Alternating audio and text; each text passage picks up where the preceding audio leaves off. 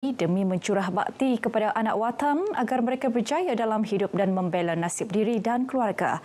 Tidak disangkal kerjaya sebagai seorang guru pada masa kini semakin mencabar dan ia terbukti apabila para guru perlu melakukan anjakan paradigma dalam usaha memastikan para pelajar tetap dalam mengikuti kelas sungguh pun secara dalam talian setelah pandemik COVID-19 menyerang global.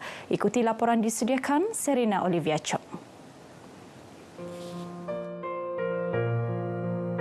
Sempena sambutan Hari Guru setiap 16 Mei, jasa dan bakti guru tidak pernah dilupakan, khususnya peranan mereka melahirkan generasi modal insan bersasiat tinggi dan berakhlak terpuji.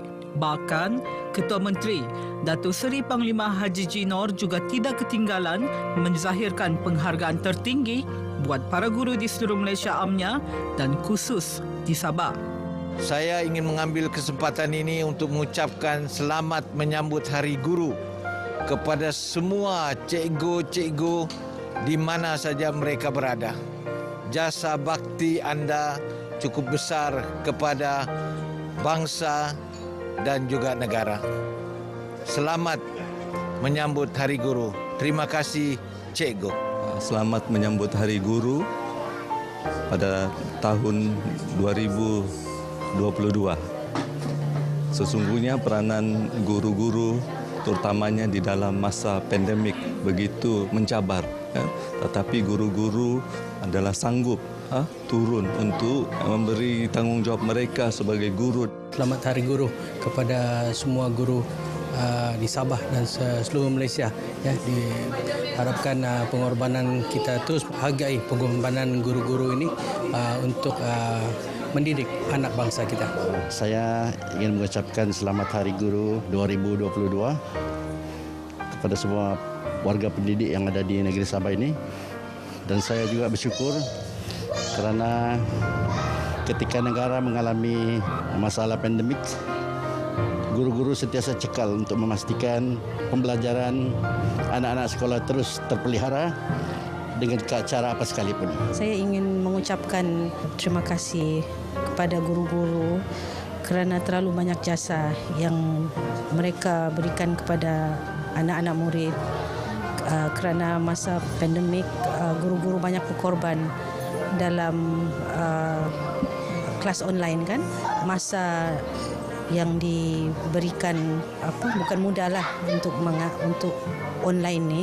Jasa mereka terlalu besar. Selamat Hari Guru kepada seluruh warga pendidik. Kami sayang anda. Laporan Serina Olivia Chong, RTM.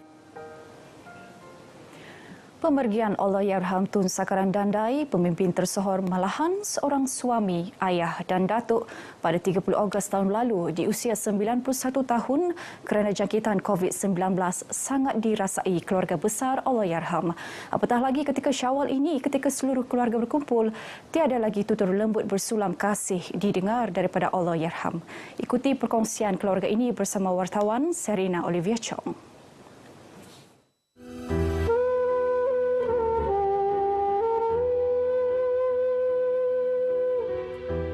Allahyarham Tun Sakaran bersama isteri Puan Siti Rukayah dikurniakan 12 orang anak termasuk 7 anak hasil perkahwinan pertama, 45 cucu dan 60 cicit.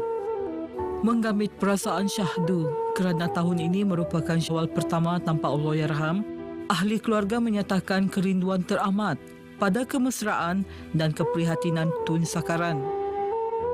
Memang bagi kita terutama sekali kaum keluarga, anak-anak, cucu-cucu ini memang tidak dapat dilupakan. Karena kepada ayahanda Tun, perasaan kasih sayang itu kepada anak cucu itu tidak ada bezanya. Kemesraan beliau tidak dapat boleh dilupakan. Kaum keluarga juga masyarakat. Sambutan kali ini agak berbeza bagi kami kerana sambutan semasa ayahanda kami ada begitu nilai-nilai kasih sayang yang dipupuk kepada kami semasa daripada kecil hinggalah sekarang, kerana dalam sambutan perayaan seperti Ramadan dan bulan Syawal ini adalah antara yang dimuliakan oleh ayahanda kami. Aidilfitri kali ini disambut sederhana bagi keluarga Allahyarham Tun Sakaran. Namun, ianya tetap amat bermakna kerana keluarga dan saudara mara yang datang dari jauh dan dekat berkumpul dan mengimbas kenangan indah serta kata-kata ditinggalkan Allahyarham Tun Sakaran. Tidak boleh dinafikan yang kami of course merindui, and because sebab every year kalau ada perayaan sebegini, especially when it comes to raya, kami akan berkumpul and my grandfather akan bagi nasihat, and which is this year dia a bit different sebab we can no longer dengar nasihat daripada dia, but macam mana pun nasihat dan didikan dia akan sentiasa terpahat dalam hati kami. Legasi Allahyarham Tun Sakaran tiada bandingannya. Tun merupakan yang di-Pertuan Negeri Sabah pada tahun 1995 hingga 2002 dan setahun sebelum itu menjawat jawatan Ketua Menteri Sabah. Tun juga memegang beberapa portfolio penting dalam kerjaya politik beliau, antaranya Menteri Kebudayaan dan Sukan, Menteri Pertanian dan Perikanan dan Menteri Tanah dan Pembangunan Koperasi Persekutuan. Tun Sakaran juga merupakan seorang pemimpin agamawan dan diangkat sebagai tokoh Ma'al Hijrah Kebangsaan tahun 2017. Laporan Serinal Wiachong, RTM. Kami sekeluarga mengucapkan Selamat Hari Raya Aidilfitri. Maaf zahir dan batin.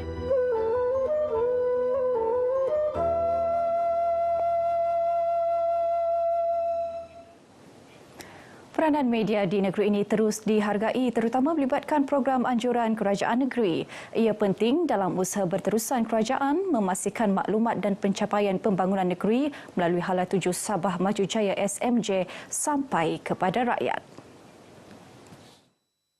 Ke arah itu, Pejabat Media dan Komunikasi Jabatan Ketua Menteri JKM Sabah akan sentiasa memberikan kerjasama kepada pengamal media untuk kebaikan bersama. Pengarah Pejabat Media dan Komunikasi JKM Sabah, Datin Lucy Irene Yong, berucap sempena Majlis Makan Tengah Hari sempena Hari Raya Aidilfitri anjuran pejabatnya di Kota Kinabalu. Hadir sama meraikan kira-kira 200 pengamal media seluruh negeri, Ketua Menteri Datuk Seri Panglima Haji Jinor. Sementara itu, Presiden Persatuan Wartawan Sabah SJA Datuk Muguntan Vanar bersyukur usaha pengamal media di negeri ini dihargai dan berharap kerjasama antara media dan kerajaan negeri berkekalan. Menghargai usaha media for the media works as a partner with the government to bring what, and today we saw Datuk Seri Hajiji meeting up with all the front line and the people behind and enjoying Aidilfitri for it. Turut hadir Pengarah Jabatan Penyiaran Malaysia RTM Sabah Zulkifli Muhammad. Persatuan Setiakawan Sabah Setiakawan terus komited mengangkat pertandingan bersusul paparian sebagai model untuk penganjuran di peringkat negeri. Selain berpendapat ia boleh diadaptasi menjadi produk pelancongan khususnya ketika Syawal. Pengerusi Setiakawan Datuk Armizan Muhammad Ali berkata, ia setelah melihat momentum ditunjukkan warga papar dalam program bersusur yang luar biasa dan boleh dijadikan penanda aras. Salah satu nilai dan makna daripada penganjuran program ini adalah ia menjadi salah satu yang dinanti-nantikan oleh keluarga, di mana mereka hari raya diisi dengan salah satu seni budaya tradisi, iaitu memasang lampu pelita atau bersusul atau berjujul ini. Beliau berkata demikian kepada pemberita RTM di Papar selepas sesi penjurian pertandingan berkenaan. Tambahnya, Setiakawan menerima 28 penyertaan tahun ini dengan menampilkan pelbagai kelainan dan idea kreatif tersendiri. Proses penjurian dilakukan selama 2 hari bermula 15 Mei dan pemenang akan diumumkan pada 17 Mei ini. Hadiah pertandingan terbahagi kepada 2 kategori, iaitu pemenang peringkat Parlimen dan pemenang peringkat setiap Dewan Undangan Negeri DUN, iaitu Limbahau, Kawang dan Pantai Manis.